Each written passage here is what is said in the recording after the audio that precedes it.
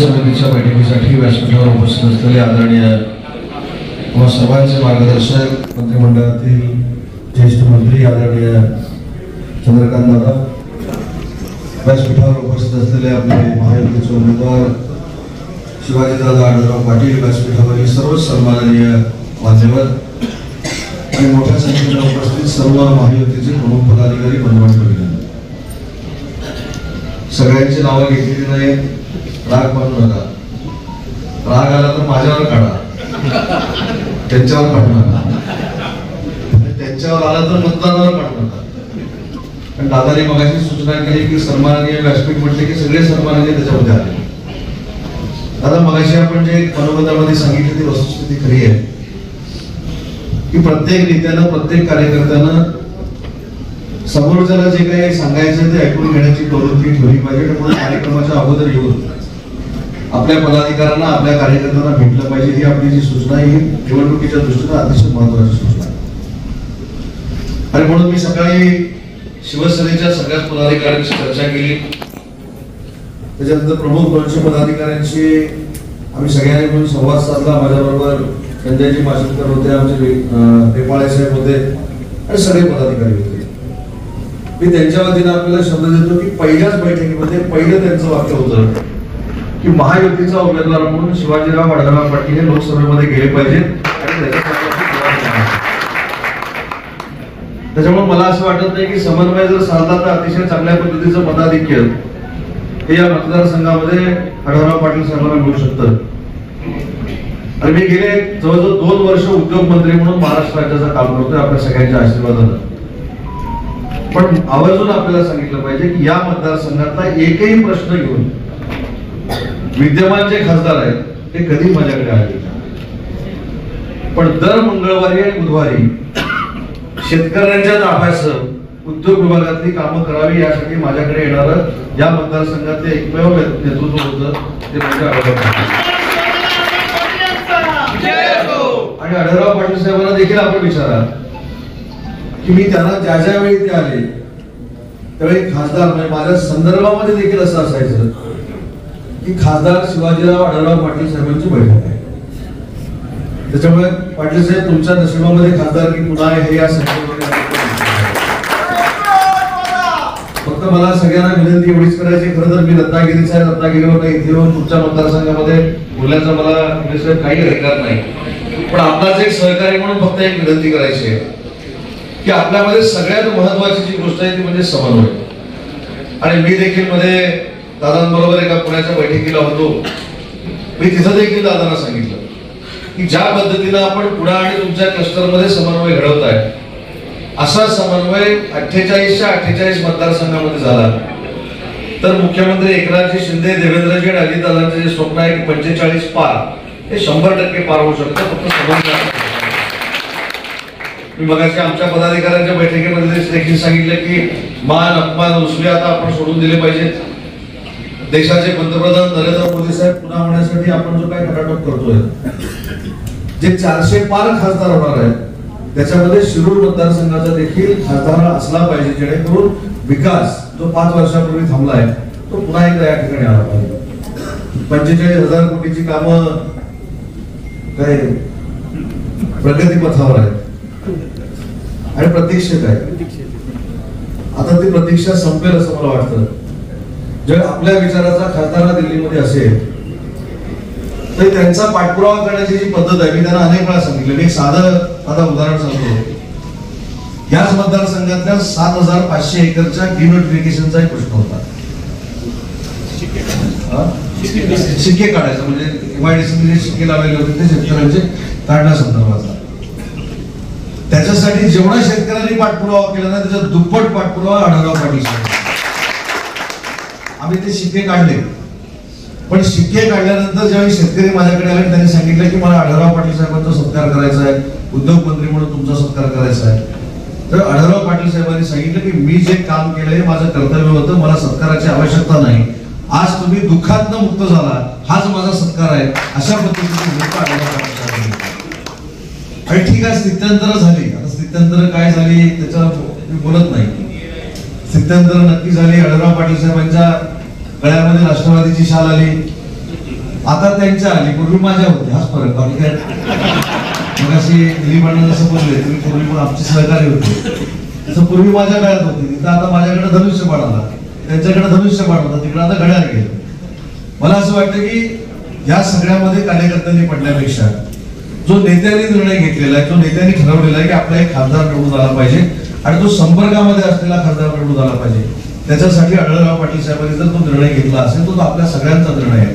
आणि म्हणून आढळराव पाटील साहेब खासदार झाले पाहिजे, त्यांच्यासाठी जास्तीत जास्त मतदान झालं पाहिजे, ही त्यांची इच्छा असणं स्वाभाविक आहे, पण ती आपली देखील इच्छा असली पाहिजे, ती मनापासून असली पाहिजे. आणि दादा मला असं वाटतं की सकाळपासून मी जे शिवसेनेच्या पदाधिकाऱ्यांचा आढावा घेतला, त्यांच्याशी चर्चा केली, त्यांना सांगितलं की राष्ट्रवादी काँग्रेस पार्टी कशा पद्धतीनं काम करते, बीजेपी कशा पद्धतीनं काम करते. माझ्या पदाधिकाऱ्यांनी मला जो फीडबॅक दिला सांगितलं, त्यांनी देखील सांगितलं की मागच्या वेळेस जे दुःख आहे ते दूर करण्याचा निर्णय भाजप, राष्ट्रवादी आणि शिवसेनेनं आणि मित्र पक्षांनी एकत्र घेतलेला आहे. त्याच्यामुळे आढळराव पाटील साहेबांकडे चिंता असण्याचं काही कारण नाही. फक्त माझी एकच विनंती व सूचना अशी आहे की मगाशी मी समन्वयाचं देखील सांगितलं, प्रचाराची यंत्रणा राबवत असताना आम्ही देखील आज 15 प्रमुख पदाधिकारी आपले आलेले आहेत. आम्ही देखील 10 लोकांची दादा समिती केलेली आहे. आमचे ठाण्याचे नगरसेवक रेपाळे साहेब त्याचे प्रमुख आहेत, आमचे इरफान भाई आहेत, त्यांच्या बरोबरचे बाकी सगळे आहेत आणि त्यांचं कोऑर्डिनेशन आमचे संजय माशिलकर साहेब करणार आहेत. तर एखादी अडचण निर्माण झाली किंवा एखादा काही गैरसमज झाला तर तो या लोकांसमोर नक्की दूर होऊ शकतो, अशा पद्धतीची यंत्रणा आम्ही केलेली आहे. आणि दुसरं मला मोहिते पाटील साहेबांनी सांगितलं ते साहेबांनी सांगितलं ते खरोखर योग्य वाटलं की उद्या माझ्याबद्दल देखील काही गैरसमज झाला, मला डायरेक्ट विचारणं गरजेचं आहे. त्याच्यासाठी कॉर्नर मिटिंग घ्यायची काय आवश्यकता नाही. आता ही कॉर्नर मिटिंग कुठं होते, आपले माझ्या मतदारसंघामध्ये अनेक नाके आहेत, म्हणजे सगळं कार्यक्रम झालं की आपण नाक्यामध्ये जमतो आणि चर्चा कसा प्रचार दिवसभर केला याच्यावर एक फार मोठी चर्चा आतूनची होते. मला असं वाटतं की त्या चर्चेमध्ये ही चर्चा करायची काही आवश्यकता नाही आणि त्या नाकेवरच्या चर्चेमध्ये जर ही चर्चा झाली तर गैरसमज अजून वाढतो. आणि म्हणून मला असं वाटतं की प्रत्येक पक्षाच्या पदाधिकाऱ्यांनी जबाबदारी स्वीकारली पाहिजे. आणि नरेंद्र मोदी साहेब पंतप्रधान होणं हे स्वप्न काही भाजपाचं पण नाही, भाजपाचं आहे, राष्ट्रवादी काँग्रेस पक्षाचं देखील आहे, शिवसेनेचं देखील आहे आणि आपल्या सगळ्या मित्र पक्षांचं देखील आहे. आणि म्हणून काही लोकांचं म्हणणं की भाजपाचे पंतप्रधान होणार आहेत. आणि भाजपाचे पंतप्रधान जरी होणार असले तर आपली विकासाची ताकद वाढणार आहे, आपल्याला विकासात्मक निधी मिळणार आहे, आपले रेल्वेचे प्रश्न सुटणार आहेत. आणि ज्यांनी ऐतिहासिक काम केलंय 2 टर्म मध्ये, अशी व्यक्ती जर पुन्हा एकदा पंतप्रधान होणार असेल तर त्याचा फायदा नक्की दादा फक्त भाजपाला नाही तर शिवसेना आणि राष्ट्रवादी काँग्रेस पक्षाला देखील होणार आहे.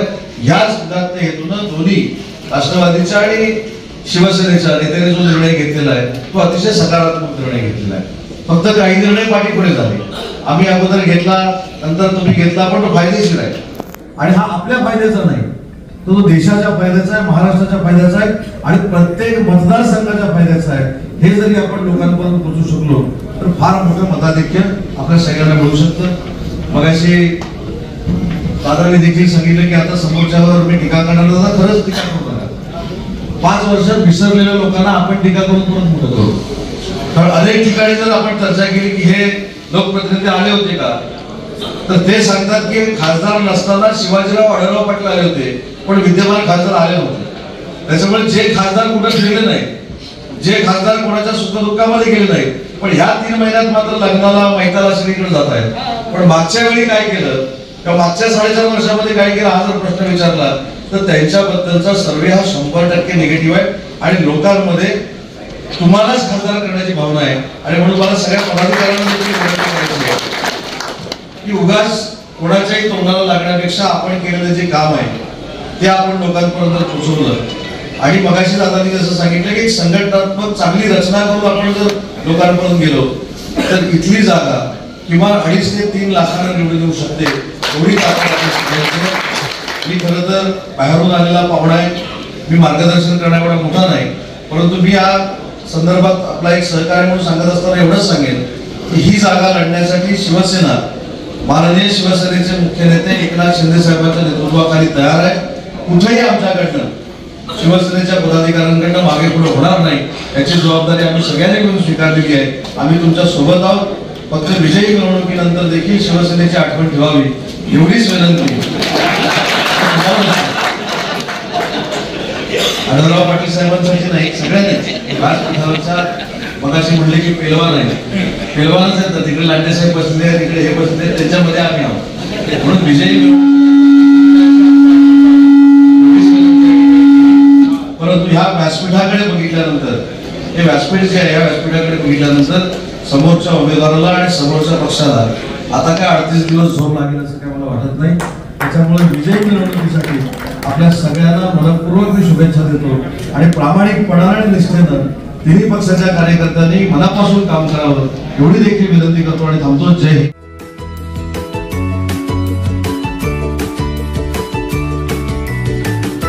बातम्या शेतीच्या, बातम्या मातीच्या, बातम्या अन्यायाच्या, गुन्हेगारीच्या,